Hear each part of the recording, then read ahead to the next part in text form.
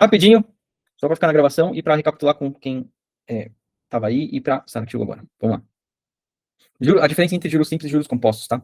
A gente tem o capital, aqui a gente está com um exemplo de capital de R$ 200, há uma taxa de 10%, a taxa é uma porcentagem, e essa porcentagem eu uso para encontrar os juros, e juros é um valor, tá? Juros é um valor mesmo, beleza? Eu calculo, né, quanto que é 10% dos 200. Aí eu achei, os juros de um período é R$ 20. Eu vou fazer essa conta por 5 períodos, ou seja, 5 meses. Como é que eu sei que são meses? Porque a taxa de 10%, aqui, eu coloquei 10% ao mês. Poderia ser ao ano, ao trimestre, à semana, enfim. É a taxa que vai dizer como é que é o período. E eu vou fazer isso por 5 períodos, por 5 meses. Tá bom? Então eu vou lá. Capital de começo, ou capital inicial, R$ 200. Vou acrescentar a cada período R$ 20, R$ 20, R$ 20, R$ 20, R$ 20.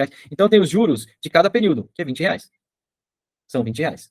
No final do todo período, de todos os períodos, eu tenho os R$ 200 de começo, de capital, de inicial, e mais todos os juros que eu acrescentei. Então, eu tenho juros totais aqui, ó, de R$ 100. 5 vezes 20. Juntando isso, eu tenho um montante. Então, perceberam que a cada período eu ponho o mesmo valor de R$ 20 que eu calculei lá no começo, antes de tudo, eu ponho o mesmo valorzinho a cada período. Tum, tum, tum, tum. Eu só calculo uma vez essa taxa em cima do capital. E isso eu vou repetir todos os períodos.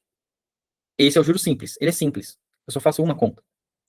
Agora, aqui nos juros compostos, que eu estava falando, é o seguinte: eu começo com R$ 200, calculo a taxa de 10%, R$ 20, somo isso, eu tenho um montantezinho, eu vou chamar de montantinho aqui, tá? Montantinho do primeiro período, montantinho 1. E esse montantinho 1 é o capital inicial do segundo período, vou chamar de capital 2, ó, capital 1, capital 2. Eu termino o primeiro período com R$ 220, então eu começo o segundo período com R$ 220. E em cima deste novo valor, eu calculo novamente a taxa de 10%, e agora não é mais 10% em cima de 200, é em cima de 220, porque eu já acumulei esse valor, e agora eu tenho uma somatória aqui, ó, um somatório de 242, eu tenho um montantinho 2 aqui, ó. Esse montantinho 2 é o capital inicial do período 3. E agora eu vou calcular 10% em cima de 242 do meu novo capital. Então eu refaço a conta a cada período. E eu vou colocando juros em cima não só do capital, mas também em cima dos juros que eu já acumulei, conforme os períodos foram passando. Ficou clara a diferença de juros compostos e juros simples? Alguma pergunta aí? Beleza, beleza? Então aqui eu vou somar 24,2. Vou ficar com 266,2,20. Esse é o meu montantinho 3. Aí meu montantinho 3 vai ser o meu capital 4. 266,2. Vou colocar 10% em cima dele, que vai dar 26,62. E aqui no final eu vou ter... cadê? Deixa eu colocar aqui 26,62, fazer uma sominha aqui para ficar mais fácil. 2, 8, 12, subiu lá. 8, 9, ó, 292,82. Agora, meu quinto capital aqui, ó, é 292,82. Em cima disso, eu ponho 10%. 29,282. E aqui eu vou ter 29,282. Eu vou ter 10 sobre 1. Eu vou ignorar lá, tá? Aquele último doisinho. 12, 12, 322,10. Aí, ó. A diferença do mesmo valor, no mesmo período, com a mesma taxa, entre juros simples e juros compostos, nesse caso aqui, ó, a gente acumulou R$ 300 no juros simples e 322,10 nos juros compostos. Viu que tem um pouquinho a mais aqui, ó? São os mesmos valores de capital, de taxa e de período. Mas o resultado é diferente. Por quê? Eu estou pegando o quanto eu acumulei dos períodos anteriores e fazendo um recálculo dos juros, da taxa de juros em cima do novo valor, do novo capital. Então ele aumentou. Então a parte que eu estou pegando também é maior, é proporcional. Ficou clara a diferença entre um e outro? Ótimo. E como é que a gente calcula, né? Isso de uma forma mais tranquila? A gente tem que usar a formulinha porque fica mais fácil, né? Certo? Vamos lá. A gente vai fazer assim. A gente tem que entender que os juros, como é que eu calculo os juros? Eu pego o capital e multiplico pela taxa. Isso para os juros de um período. Só que eu tenho que pegar isso e multiplicar por todos os períodos. Períodos que estão como T ou como P. T, né? T de time. Certo? T de time. Beleza. Então, eu multiplico pela quantidade de períodos que eu tenho. Lembra, eu peguei R$ 200, multipliquei por 10%, que é 0,1, transformei ele em decimal, né? Tá? E depois eu multipliquei por 5, né? Que era a quantidade de meses que eu tinha. Não é isso? Aí 200 vezes 10% vai dar 20, 20 vezes 5, juros igual a 100. Juros totais, né? Totais. É o total de juros, né? Se eu pego o total de juros junto com o capital, então se eu pego o capital e junto com os juros totais, eu tenho o montante. Lembra? Eu fiz aqui, ó. Capital mais juros, juros mais capital, tanto faz, né? Dá montante. Não é isso? Então, quem é o montante? O montante é o capital mais os juros. Escrevi a mesma coisa, né? Só troquei de lado aqui, mas dá na mesma. Tudo bem? Beleza. Só que lembra que os juros eu escrevi como capital vezes a taxa vezes o tempo, ó. Os juros é isso, né? Na verdade, ó. Então, o que a gente tem? O montante é igual a capital mais capital vezes a taxa vezes o tempo. É isso? Beleza aqui? Show de bola? Ótimo. Aqui, se vocês lembrarem de fatoração, né, a gente pode fatorar aqui por termos comuns, né, fatores comuns. Então, eu posso isolar esse C. No lugar deste C, eu ponho o 1, entre parênteses. E aqui, no lugar desse C e IT, eu ponho só o IT.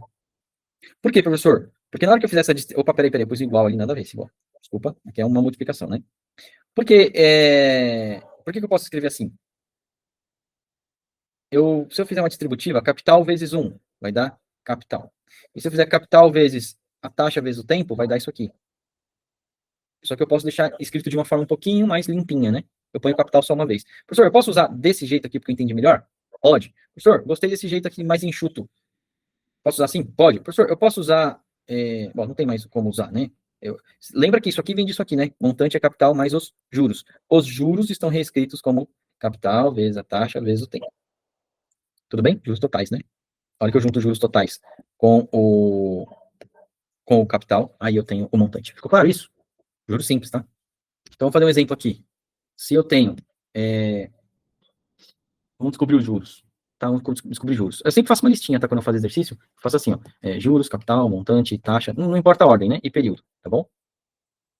Aí o que eu já sei, eu vou colocando aqui. O que eu não sei, eu tenho que mexer, né? Tá bom? Então, considerar aqui um capital de 5 mil, ok? Capital de 5 mil. Uma taxa de 1% ao mês. Aí eu tenho que colocar aqui ao mês. E isso aqui é importante, porque a hora que eu vou falar do período, né? Eu vou apresentar o período lá, eu falo assim, ó, 1 ano. Se na hora da fórmula você colocar o número 1, você errou. Porque ela está ao mês. E 1 ano é igual a 12 meses. Então, o valor que eu tenho que pôr na minha conta é o 12, porque a taxa está mandando falar em meses na parte do período. Tá bom? Cuidado com isso. Cuidado com isso. E se a taxa fosse ao ano e fossem 6 meses, professor? Então, imagina que é uma taxa de, sei lá, 12% ao ano, no período de 6 meses. O que eu faço, professor? Ué, então você vai colocar, na verdade, não vai colocar 6 meses na fórmula, você vai pôr meio, 0,5, 1 sobre 2, sei lá, mas é meio ano, né? Se a taxa está pedindo ao ano, você não pode colocar em meses, não vai colocar 6, você vai colocar meio, é meio ano. E se for ao dia, professor? Aí você tem que pôr 365, né? Beleza? Ou 360, né? 360, que o ano financeiro é diferente. Tá bom? Beleza? Espero que tenham pego essa parte. Boa. Então vamos lá, que a gente ainda está falando do juros simples, tá bom? Qual é o montante? Não sei, porque eu preciso, para saber o montante, eu preciso somar juros e capital, né? E os juros eu não conheço. Então, primeiro eu vou conhecer os juros. Juros é igual a capital vezes a taxa vezes o tempo. Primeiro eu vou descobrir os juros, tá? Então, vamos lá. Os juros é igual a capital é 5 mil. A minha taxa é 1%, então eu vou pôr em forma decimal, 0,01, ok? Vezes o tempo, que já está transformado em meses, porque a taxa está pedindo meses. Então, vezes 12. Tá? E isso aqui vai dar juros de, deixa eu ver aqui, 50 vezes 12. Vai dar 550. Então, 510, é isso? Vou fazer a conta, né? 5 mil vezes 1%, então vai voltar a casinha de vírgula aqui, duas casinhas, né? Ó, presta atenção do jeito que eu faço, tá? Ó como é rápido. Tô falando de 5 mil reais. Tá aqui a virgulinha, né? 5 mil. Se eu mudar para cá, eu tô falando de 10%. Se eu mudar para cá, eu tô falando de 1%. Então, 1% de 5 mil é 50 reais, tá? 1% é 50 reais. Então, quando eu tenho 5 mil, 5 mil vezes 1%, ou 5 mil vezes 0,01, eu vou ter 50 de resposta, tá? E isso está multiplicando 12, não é isso? Ó? 5 mil vezes 0,01 vezes 12. Então, na verdade, 50 vezes 12 é a minha conta. Vou até armar diferente, que fica melhor, ó. 12 vezes 50. Ó, o zerinho eu desloquei para lá, né? Ele vai só cair na minha resposta. 5 vezes 2, 10, sobe 1. 5 vezes 6, 0 aqui. Eu fiz errado, né? 510, eu viajei. 60. Fiz a conta de cabeça, tá vendo? Ó? Não sei onde meu cérebro foi. E às vezes dá isso. O cérebro dá uma bugada, tá? É sempre bom fazer a conta. Eu desconfiei, por isso que eu fui fazer a conta, claro. Eu já tenho alguns anos de erros, assim. para não confiar no meu cérebro a ponto de ter que escrever contas básicas, tá? A gente erra muita conta básica. Eu, pelo menos. Imagino que vocês não sejam muito diferentes de mim. Então, vamos lá. Juros, R$60 ao longo desse período todo. Tá bom? Então, o que é o montante? O montante não é capital mais os juros. Então, o montante vai ser os 5.000 mais os 60 de juros. Então, aqui 5.060. Ok? Alguma pergunta aqui no juros simples? Beleza. Então, tá bom. Já os juros compostos, cadê a formulinha? Tá vendo aqui, ó? Os juros simples, a gente multiplica pela taxa e acabou. Como os juros compostos tem que fazer os juros vezes o próprio juros e a coisa toda é exponencial, que a gente chama, é exponencial, esse tzinho que está aqui multiplicando, ele sobe como expoente, tá? Porque aí eu potencializo a minha conta, ela vai fazer um vezes lá, tá bom? Vocês vão entender um pouquinho melhor isso já. Então, o que acontece? Para os juros compostos, a gente vai usar praticamente a mesma fórmula, praticamente, pelos mesmos motivos, tá? O que vai mudar aqui é o seguinte, esse tzinho aqui, que é um fator aqui, ele vai virar um expoente aqui, ó. Aí ele dá uma potencializada. Lembra que os juros compostos, ele traz um pouquinho a mais de juros? Ele consegue acumular mais rápido dinheiro na soma, certo? Como é que ele faz essa mágica, essa matemática acontecer? É porque ele está usando o tempo como expoente e não como apenas multiplicador. E aí você vai entender fácil, porque se você pegar o 5 vezes o 2 e o 5 elevado a 2, é bem diferente. 5 vezes 2 é 10, 5 elevado a 2 é 25. Olha como ele aumenta o valor. E a gente precisa dessa acelerada, né? No aumentar do valor ali. Tudo bem? Beleza? Ótimo. Beleza. Não vou discutir a formatação da forma. Vocês entenderam que o T no composto ele sobe como expoente, é o suficiente para vocês resolverem os problemas, tá bom? Eu vou tentar fazer a mesma conta, tá? Se eu pegar aqui, ó, o montante é igual. Eu voltei para o juros simples, tá? Só para vocês saberem. Voltei para o juros simples. C que multiplica 1 mais a taxa vezes o tempo. Eu vou tentar substituir aqui, ó. O montante é igual a capital 5.000, 1 mais 0,01 vezes o 12, né? Que eram 12 meses, não é isso? Voltei para aquela mesma continha, tá?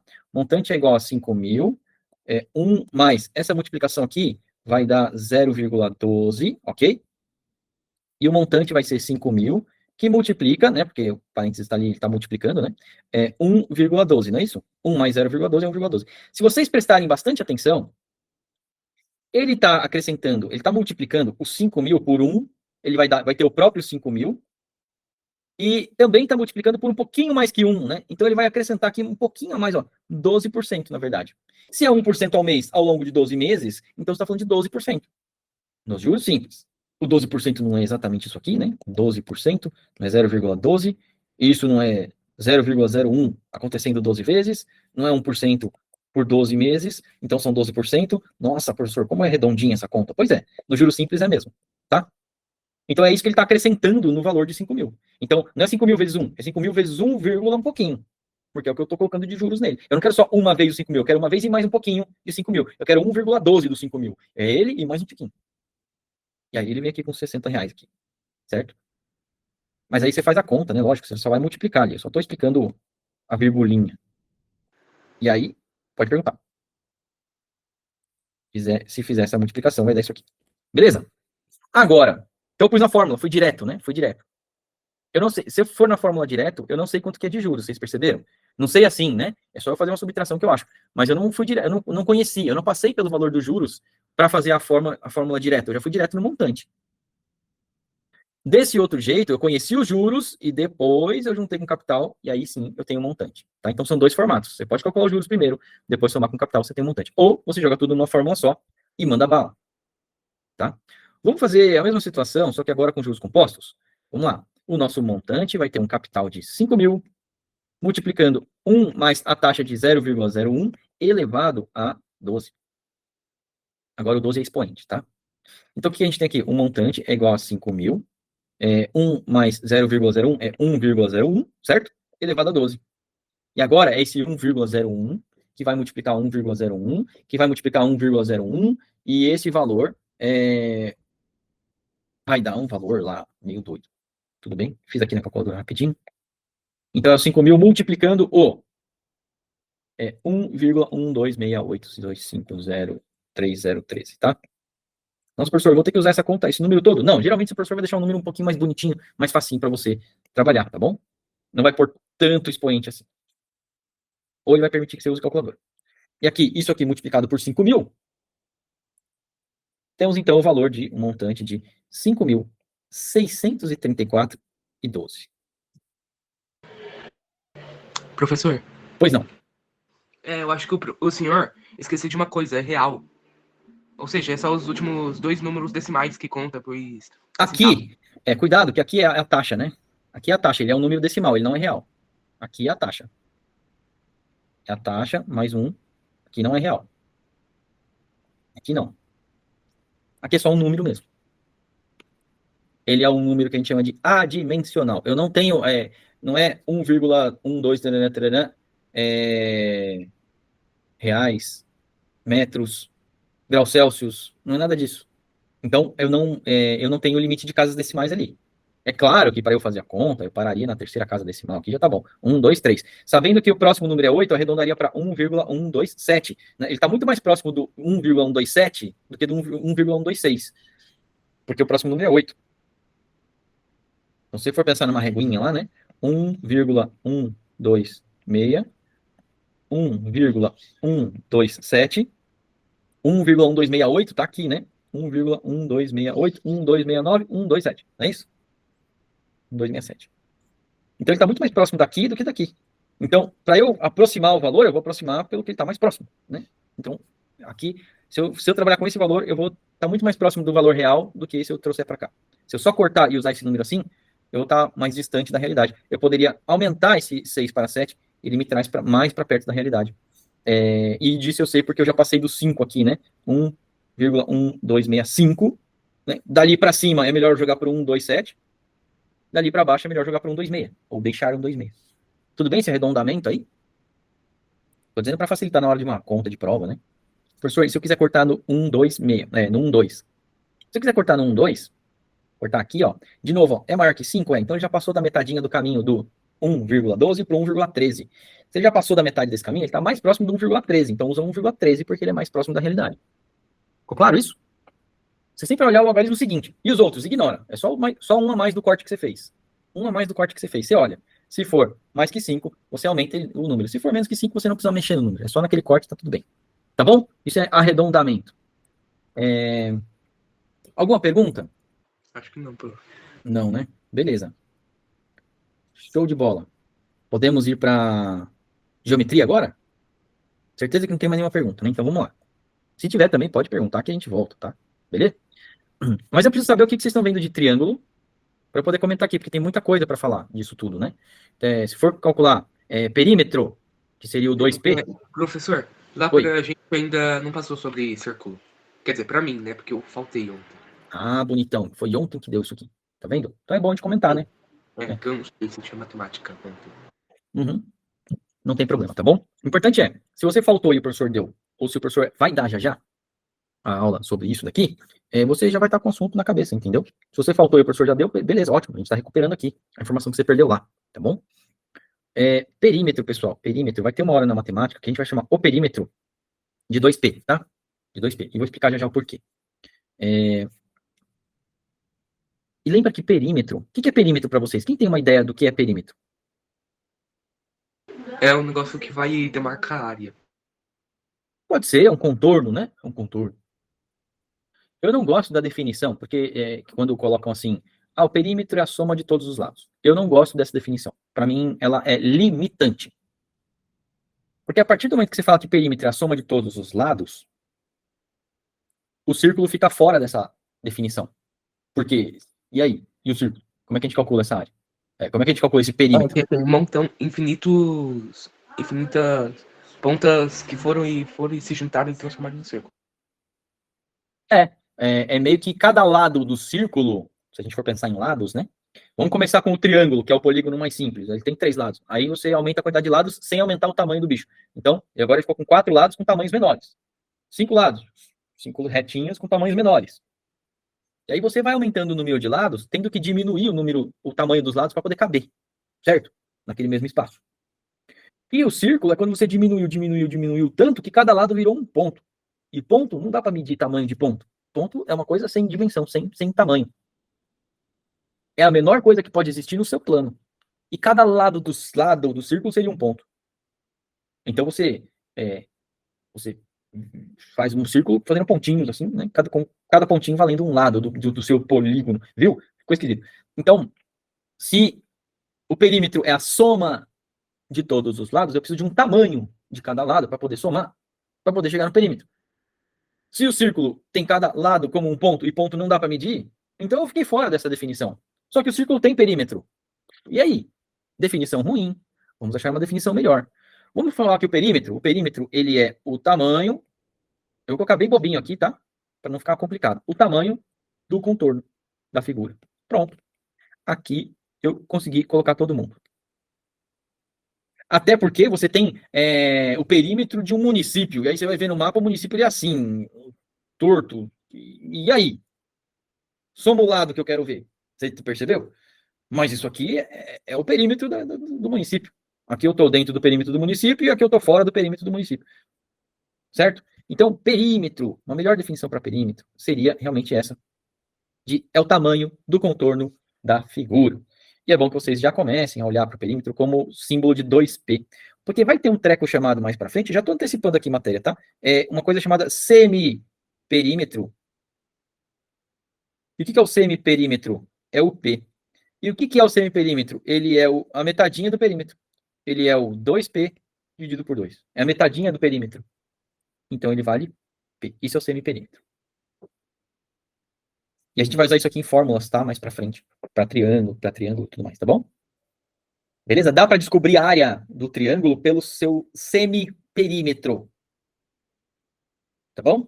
Eu não, porque triângulo, como é que eu vou descobrir a área do triângulo? Ué, então eu pego a base vezes a altura, multiplico por 2, não é isso? Multiplico, não, divido por 2, e aí eu tenho a área, não é isso? A área do triângulo dá para medir de outras formas. A mais comum é essa. Base vezes a altura dividido por 2. Por que é base vezes a altura dividido por 2? Saibam que todas, são baseadas num retângulo. O retângulo ele tem base, o retângulo ele tem altura. Você multiplica, né? Deixa eu voltar um pouquinho na história rapidinho, né? Lembra que eu falei que a menor coisa que você pode fazer no seu plano é um ponto? Plano é o seu papel, é onde você vai desenhar. Aí se você pega um ponto e repete vários pontinhos, você ganha uma linha. Aqui você consegue medir alguma coisa. Aqui você tem uma medida. Aqui você tem uma dimensão. Dimensão é medida, tá bom? Então aqui eu tenho o tamanho da minha base. Aí, lembra, se eu peguei um ponto e repeti um monte de pontinhos, eu tenho uma medida. Se eu pegar uma medida e repetir várias vezes, eu tenho uma área. Então eu pego essa linha, esse tamanho de base aqui, e vou repetindo em cima dela mesmo, vou repetindo. Aí eu estou começando a pintar e preencher uma região, percebe? Pois é. E aí eu pego essa medida que eu usei aqui embaixo de base e eu digo que ela aconteceu por essa quantidade de vezes da altura. Então, base vezes a altura me dá o retângulo. Só que eu não quero um retângulo, ó, eu vou cortar aqui no meio, na diagonal assim, ó, porque aí eu ganho a área de um triângulo. Então eu tenho que pegar a base vezes a altura e dividir por 2. É a metadinha disso que traz para mim o triângulo. Aí não importa o formato do triângulo, tá bom? Ele sempre vai encaixar certinho. Mesmo que ele seja assim, a hora que você multiplica a base vezes a altura do triângulo, você está preenchendo esse quadro aqui, né? Base vezes a altura, ele preencheu esse quadro. O que acontece? Essa parte que não é triângulo aqui, ó, que não é do triângulo, essa parte aqui e essa outra parte aqui, ó, que não é do triângulo, mas faz parte do retângulo, essas duas partes aqui, se você for ver bem, eles formam aquele triângulo. Então, aquelas partes que a gente recortou ali que estava a mais, formam exatamente o triângulo que está lá. Ou seja, essa área está duplicada, é o triângulo duas vezes. Ficou claro isso? Deu para entender bem? Eu peguei o pedacinho daqui, que tem a mais, e ele formou o próprio triângulo. Ou seja, nessa área de base vezes altura, eu tenho o mesmo triângulo duas vezes. Por isso que eu divido por 2. Aí eu tenho a área que eu quero, que é só desse triângulo. Ficou claro? Esse base vezes altura dividido por 2? Sim, pois não. E se você pegar. Você pegou a parte onde não tem triângulo aí, né? Desse retângulo, né? Isso, ó, vou pintar aqui de azulzinho que fica mais claro, ó. Certo? A área que eu quero é a área rosa, tá? Ó. Essa é a área que eu quero calcular. Só que junto, se eu faço base vezes altura, vem junto a parte roxa e a parte azul. E eu não quero essas partes no meu triângulo. E eles formam exatamente o mesmo triângulo que eu quero calcular. Então, se eu faço base vezes a altura, eu tenho 2 vezes a área do meu triângulo. Por isso que eu faço base vezes a altura dividido por 2, que aí eu volto a ter uma medida só do triângulo que eu quero. Ficou claro? Belezinha? Beleza. Professor, e a área do círculo? A área do círculo, ela não é baseada num retângulo, não pode ser. Mas é. Deixa eu ver se eu consigo mostrar para vocês aqui. Rapidinho. Mas tudo bem, tá parecendo um pi raio ao quadrado aí, bolinha, né? Ah, tá. Tá, né? Presta atenção nessa parte, então. Tem o círculo lá, ele vai cortar em vários pedaços e vai encaixar. Só que ficou meio arredondado, né? Ainda não ficou um retângulo. Aí agora ele picota mais e fica mais parecido com um retângulo. Ele picota muito e fica parecido com um retângulo, mas ainda não é um retângulo. Então ele picotar, picotar, picotar, picotar, absurdo. Aí ele vai dar zoom. E aí você vai ver aonde ele picotou. Aí vai picotar mais ainda. E aí vai. Pronto, agora você entendeu que ele picotou infinito. E aí ele encaixou e virou um retângulo. Tá? Agora vamos lá. A área do círculo é igual à área do retângulo agora. Vocês entenderam esse picote que ele fez? Ou ficou muito rápido? Não sei se aqui tá muito rápido. Não, tá velocidade normal. Deixa eu pôr meio aqui, ó. Deixa eu voltar aqui um pouquinho pra vocês acompanharem. Ó. Picotou, tentou encaixar um retângulo, mas tá, tá arredondado, tá com buraco, ainda não tá bom. Só que ele dividiu em mais pedaços. E aí ele abriu isso e tentou encaixar. Tá quase um retângulo, mas ainda falta alguma coisa. Não tá bom. Aí ele picotou muito. Aí ele viu que assim, nossa, tá muito quase um retângulo. Tá muito quase um retângulo, mas ainda não é perfeito. Peraí. Ah, então eu vou picotar esse treco infinito. Aí ele tá picotando, picotando, picotando, picotando absurdo, absurdamente. Muito, muito, muito, muito. Ele vai dar zoom, vai te mostrar o que ele picotou e ele vai picotar mais do que ele já picotou. Olha só. Ó, picotei assim. Ah, mas vou picotar mais ainda. Pronto. E esse corte que ele fez é meio que assim, é uma linha para cada ponto. Lembra que os lados, entre aspas, do círculo é um ponto? Cada lado é um ponto? Então cada ponto virou um corte. A área do retângulo é base vezes altura. Quem é a altura? A altura não é exatamente o raio ali, ó. Pelo corte que ele fez, a altura é o raio. E a base? A base, se você for ver, ela é metade da volta. É metade do perímetro. A metade da circunferência. Tá bom? Como é que eu vou medir uma circunferência? É 2π vezes raio. Se eu quero a metade disso, então eu quero só o π vezes raio. Aí eu tenho que fazer base vezes altura, não é? Então, se a altura é um raio, então fica π vezes raio vezes raio. Ah, então é π raio ao quadrado. Isso, π raio ao quadrado é a área do nosso retângulo, que veio da circunferência. Ficou claro agora? Que até a circunferência tem base de cálculo num retângulo. Certo? Beleza? Foi. Muito bom. Show de bola, show de bola. Eu precisava mostrar isso para vocês, que eu acho que fez toda a diferença para entender de onde veio o cálculo do círculo, né? Tudo bem? Ótimo. Eu jamais conseguiria desenhar isso, né, com tanta eficiência, ia demorar muito para vocês enxergarem o que eu queria mostrar. Mas, enfim, deu para ficar claro. Ficou claro lá que o raio, né, pelo picote, ele está aqui. E metade da circunferência, que seria vamos dizer assim, ó, é a base, né? Então, a circunferência é 2π vezes raio.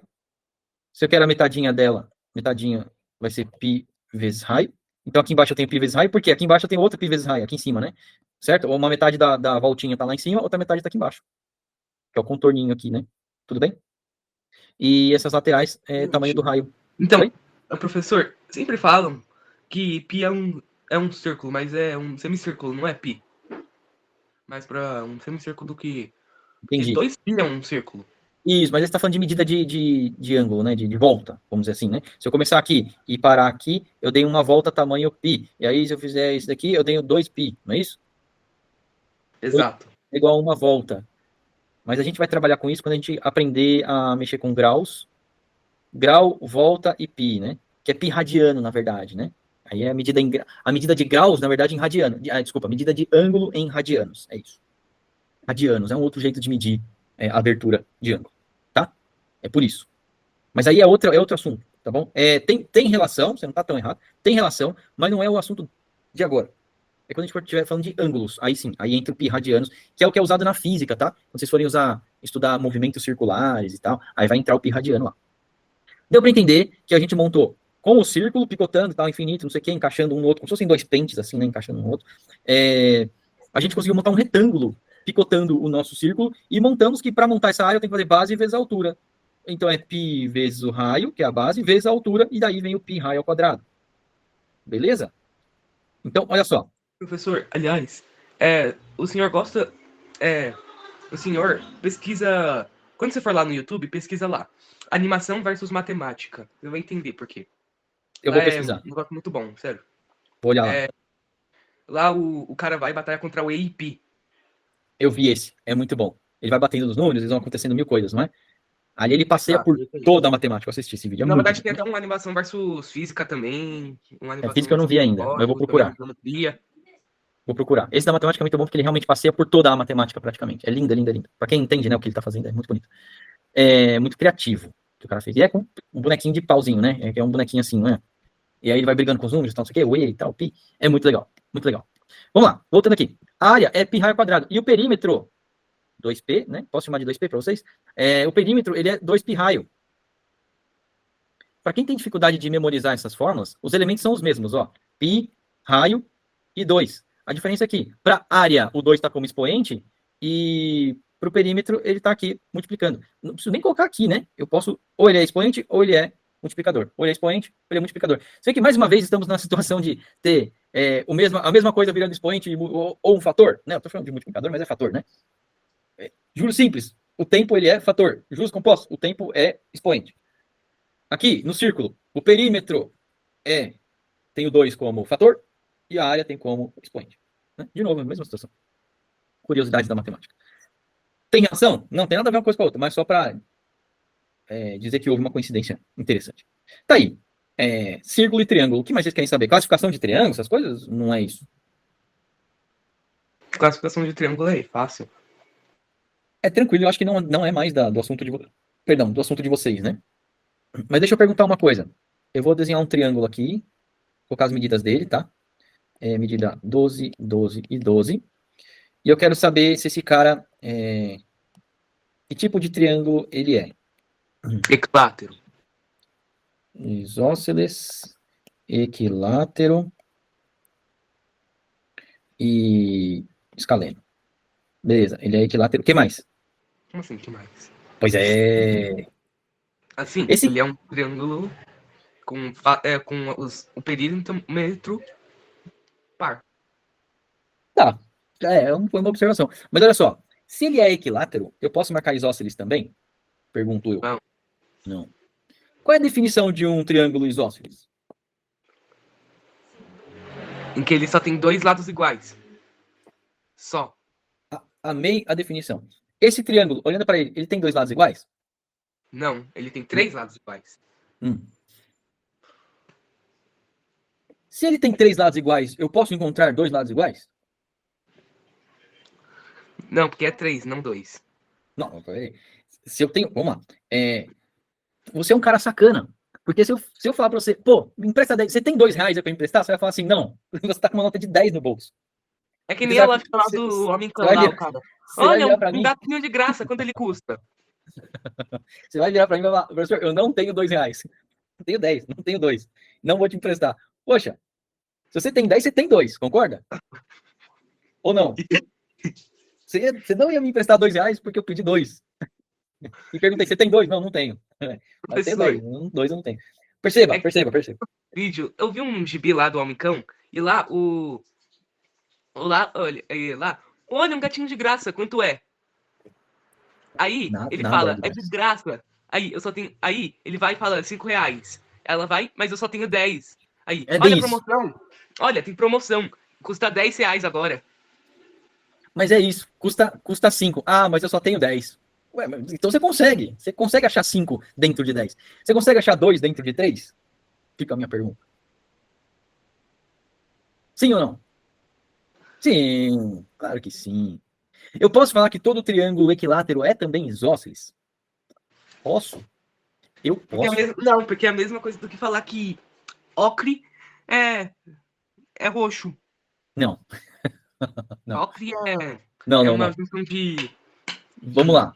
Ó, Fúcsia é uma junção de roxo e rosa. Mas é roxo ou rosa? Assim. então, mas aí é que tá. O verde tem o azul. O verde tem o azul e o verde tem o amarelo também. Então, se eu falar verde, eu tô falando azul? Tô. Também. Junto com o amarelo. Te garanto. Isso, nossa, tranquilo.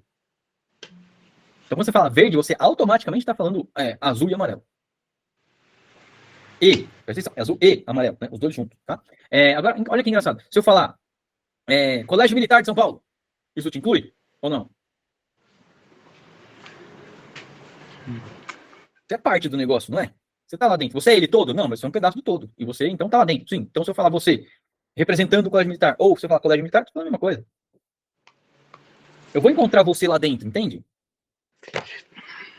Beleza, é isso? Então, vai, vamos simplificar. É claro que a gente gosta de criar monstros, tal, criar polêmica, tal, comenta de outras coisas. Fica até mais divertida a aula, eu gosto.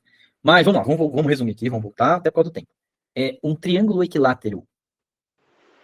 O equilátero, ele pede 3 lados iguais. Beleza, olhando para a figura eu tenho. O isósceles, ele pede 2 lados iguais. Ele não fala somente 2 lados iguais, e ele também não fala 2 lados iguais e um diferente. Não. Ele pede que o triângulo tenha 2 lados iguais. Ponto. Ele não fala somente 2 lados iguais e também não fala 2 lados iguais e um diferente. Não. Ele só fala que ele quer 2 lados iguais. Esse triângulo possui 2 lados iguais? Sim. Yes. Sim. Então, todo equilátero é isósceles? Sim. Pode confiar. Isso eu tô falando porque caiu uma questão numa prova que mostrou um triângulo equilátero e nas opções não tinha a opção equilátero. E tinha que classificar o cara. E aí? Se você ficar na cabeça que isósceles é 2 iguais e um diferente, ou é somente 2 iguais, você não responde a questão, ou responde errado. Ou chuta, né? Beleza? Então aqui, eu tô dando para vocês essa noção de que, peraí, é muito importante eu conhecer a definição da coisa. Por quê? Aí eu consigo aplicar. Isósceles, 2 lados iguais. Olhando para um equilátero, eu tenho 2 lados iguais. Então eu tenho um triângulo isósceles também. Tá bom? E aqui, só para finalizar, ele é acutângulo, né? Acutângulo de ângulos agudos, né? Quanto aos ângulos, tem essa definição. E quanto aos lados, eu tenho essas duas definições para ele. Claro, prevalecendo o equilátero porque ele é mais completo da imagem que a gente está vendo. Se eu falar só isósceles, falei de boa parte da figura, mas não ela toda. Se eu falar equilátero, beleza, fechei a ideia, né? Tá? Mas eu posso falar que ele é isósceles sem problema nenhum, tá bom? Mais alguma coisa de figura? Bom, o cálculo é isso, né? O pi, só para vocês saberem, né? O que é o pi? Não sei se ficou claro para vocês. 1412 é um número infinito de mais ou menos uns 30 até voltar. Até voltar o 6,14. Não, ele não volta, ele não repete. Ele é o que a gente chama de... Prof. Assim, quando você vai escrever ele inteiramente, Você nunca chega no final dele. Infinito, eu digo, assim, quando você vai e escreve o 3,14 lá, se você continuar, em um momento vai voltar o 3,14. Ele não repete, ele não tem nenhuma sequência que ele repita. Pode acontecer de aparecer 3, 1, 4, mas depois ele já muda tudo. Ele já não continua a mesma coisa, tá? Ele não tem repetição. Ele é um número que a gente chama de irracional. Vou te explicar. O 3,6666 infinito, se eu falar para você qual é o milésimo algarismo aqui depois da vírgula, 6. Você conseguiu pensar? Ele é racional. E aqui no pi, se eu falar para você qual é o milésimo número depois da vírgula? Sei lá, cara. Eu tenho que fazer uma divisão. Na verdade, teve uma pessoa que foi e calculou os pi pela vida inteira. E não chegou no final. E uns 500 algarismos. Muito mais. Tem um livro que todas as páginas são as casinhas decimais do pi e não tem fim isso. E não tem repetição. Hã? Eu acho que é desse cara aí. Então já tentaram usar até computador quântico para chegar na resposta. Não na verdade, tem, ele errou um pouco. Ele errou um número lá no 300. Então, os 514 vezes que ele fez, o pi foi 200 delas foram retiradas. Então. Tudo bem. Olha só, o que é importante vocês saberem? O que é o pi? O pi, ele é a relação do diâmetro com a circunferência. Então, eu tenho uma bolinha aqui. Eu fiz errado, peraí. É a circunferência e o diâmetro embaixo, claro. A circunferência e o diâmetro. Então, se eu pegar o diâmetro de qualquer bolinha e pegar, imagina que é um barbante, ele é molinho. Então, eu consigo pegar e colocar aqui, ó. Vou colocar ele aqui, ele vai conseguir fazer um pouquinho da volta. Aí eu vou repetir ele aqui, ó. E vou repetir de novo. Eu vou conseguir colocar 3 vezes esse cara, essa medida, e mais 1,41599. Esse pedacinho aqui.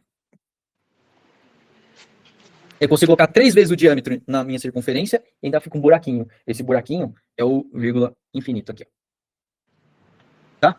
Então, toda vez que eu pego a circunferência e divido pelo seu diâmetro, eu vou ter 3 diâmetros e mais um tiquinho. Não importa o tamanho da circunferência, porque conforme ela cresce, também cresce o diâmetro. Conforme ela diminui, também diminui o diâmetro proporcionalmente. Então, sempre essa divisão vai dar 3,14159, blá, blá, blá, blá. É um valor padrão quando eu divido o comprimento, né, o perímetro pelo diâmetro. Sempre vai dar esse resultado. Isso é o pi. Ele é um valor fixo, ele é um carimbo, ok? Ele é um valor fixo. Aí, algumas questões arredondam para 3, outra para 3,1, outra para 3,14, e outras exigem 3,1416, enfim. Ou 3,142. Depende de como a questão pedir. Se não pedir nada, você pode utilizar 3,14, sem problema nenhum. Tá? Se não pedir nada, esse é o valor mais legalzinho de se usar, é mais comum, porque são 2 casinhas depois da vírgula e tá bom. Beleza, esse valor de π é fixo. Esse valor é fixo, não muda nunca. Combinado? Sim. Aí, o único valor desconhecido é o raio. É o raio, que é metade do diâmetro, enfim, vocês já sabem disso. Aí é só calcular, né? Só multiplicar, tá bom? Multiplicaçãozinha simples, tranquila, de boa. Aí sempre o seu valor de área, ele é aproximado, porque você arredondou o valor de π. A não ser que você coloque lá, é 8π. Se é 8π, beleza. Aí o π está completo. Na figura, né? No símbolo do π, nessa letra grega, que é o π, está todo o valor do π ali dentro. Eu não fiz a multiplicação para chegar num resultado numérico, mesmo número, né? Eu falei, é 8 vezes o valor do π. E o valor do π está dentro do π ali, que eu desenhei. Pronto. Eu não vou te entregar um resultado final, porque eu vou ter que arredondar o valor, e aí vai ser aproximado, não vai ser exato. Aqui ele está exato. 8π. É isso que eu tenho. Ou 8π. Beleza? Beijo no coração. Qualquer dúvida, mandar no grupo ou no meu privado e a gente tenta ir tirando as dúvidas, tá bom? Valeu, pessoal. Um grande abraço. Beijo no coração. Valeu. Tchau, tchau. Tá bom. Valeu.